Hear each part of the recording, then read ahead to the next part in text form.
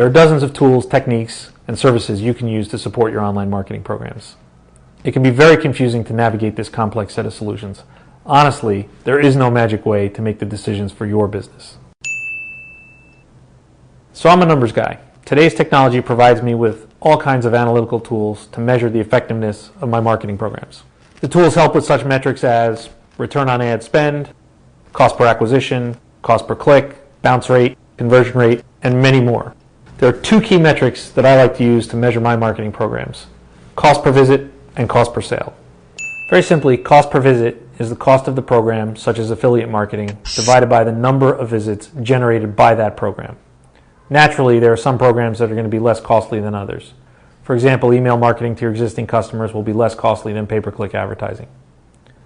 While cost per visit is a simple metric, the purpose is to have an easy way to measure the relative effectiveness of the major objective of all of your programs, which is to deliver customers to your website. The second key metric I like to use is cost per sale. It's another simple metric that can be used to evaluate the return on investment of each of your programs. What I like about this metric is it looks at all of your costs and all of the sales. It treats new customers and previous customers the same way. So it's a real bottom line metric. How much did it cost me to get each sale using this method? Then when you take into consideration average order value and gross margin, it's very easy to look at return on investment and see which programs are cash flow positive and which are cash flow negative. Let's look at an example. This is a set of data from an actual e-commerce company. We see three programs: email marketing, affiliate marketing, and pay-per-click marketing. What you'll see with email marketing is that the cost per visit is quite low, and the cost per sale is very low. In fact, it's lower than the other two programs. This makes sense because the email marketing campaigns in this particular case are driven to existing customers. Affiliate marketing, you can see, generates a lot of visits, and therefore the cost per visit is very low. Cost per sale is much higher than email marketing.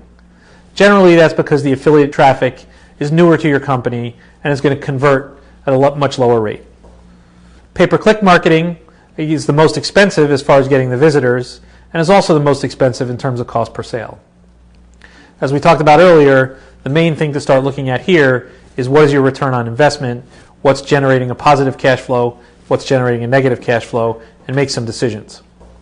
Of these three programs, the one that clearly needs further analysis is the pay-per-click program. The cost per sale is more than half of the average order value in that program. So let's look at that one in further detail.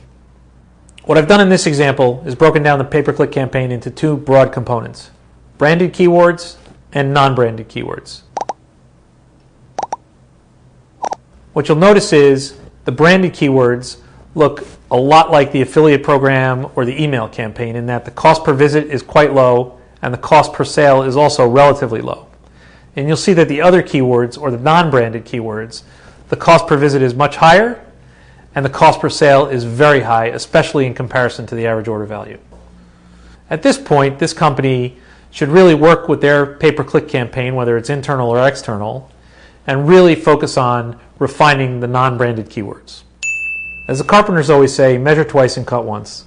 If you're looking at your current programs, cost per visit and cost per sale metrics are an excellent way to compare their effectiveness. Be careful not to rush to judgment. I always recommend that you look at the metrics monthly, quarterly, and versus prior periods before you make any major changes in your program.